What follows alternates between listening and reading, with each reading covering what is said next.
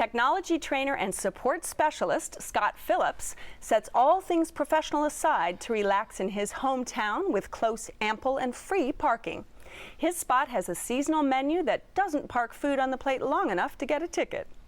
For perfectly prepared local ingredients, he steers his car to Harts Avenue in Danville, where he dines at the Peasant and the Pear.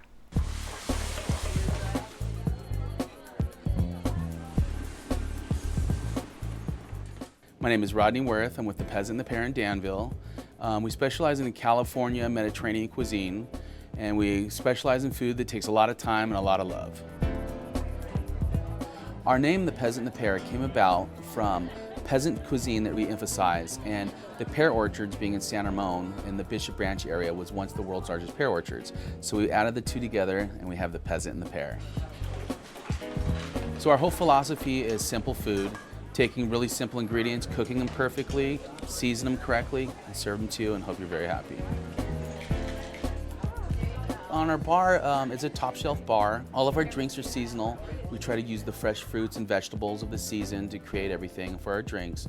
Our main drink is the Peartini, which has a salt roasted pear, and we make our own pear liqueur here.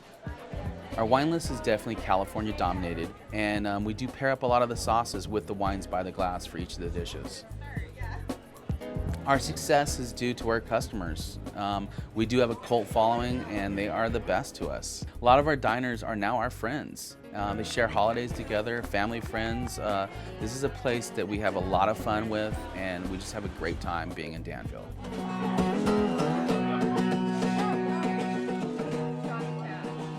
Now, Scott, you have been going to this place for quite a few years, right? Yes, we discovered this back in 2006, shortly after they moved into a downtown Danville spot.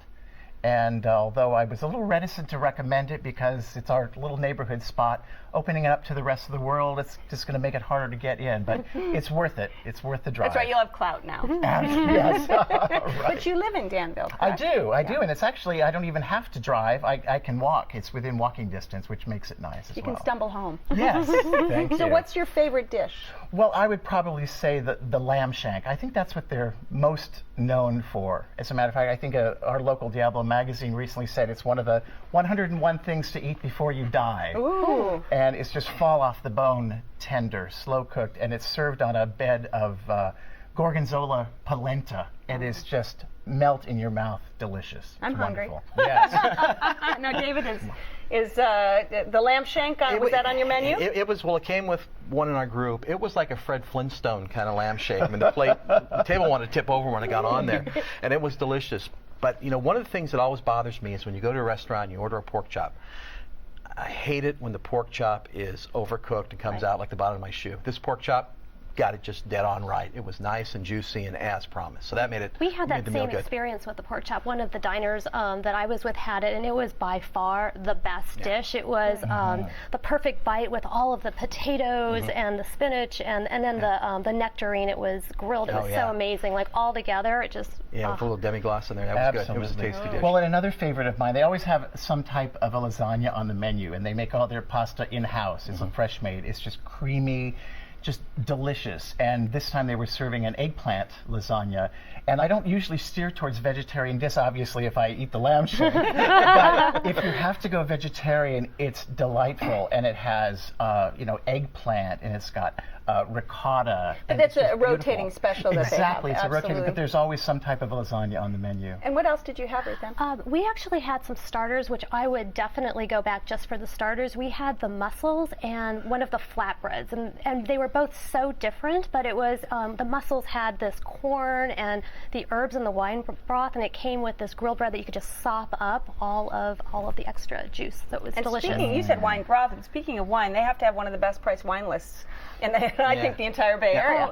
Loved the wine list. It was priced well, and the selections were good. It wasn't overwhelming, so that worked out real well. And we went on a Sunday, and it's 50% off on all the bottles, so we just felt like we weren't being overly treated. You got the $25 dinner, too. It's a wonderful deal. Prefix dinner on Sundays. $25 gets you a salad, an entree, and a dessert. Well, and having been going there for several years, we've gotten to know Chef Rodney Worth and his staff and his family. And it's like going home every time we go in there, and he makes it a point. He wants it to be affordable, and considering Danville can be a kind of pricey area, It's a very reasonable menu, just excellent food for the price, I think. So what else did you have? We also had their dessert, their tart, so the pear tart, which Oh, they are. tart. Love the It tart. was amazing. So it was the crispy crust. Thank you. I wasn't going to go down there, but okay if you want to. Love the tart.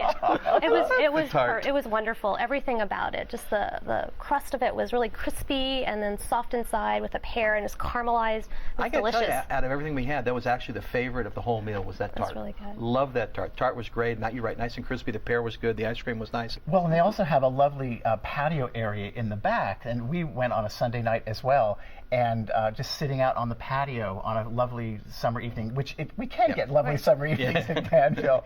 But there's always a few dishes true to the name of the restaurant, Peasant The Pear. For example, we had the white cheddar fondue that's in a garlic rubbed pot, and it's always served with the crusty bread and with fresh pears. And it used to be on a spot that was, I think, the largest pear orchard in the world. That's right. Or one of, That's certainly. right. So, That's right. yeah. Yes. Okay, Scott, this is your spot. Give us a quick wrap-up.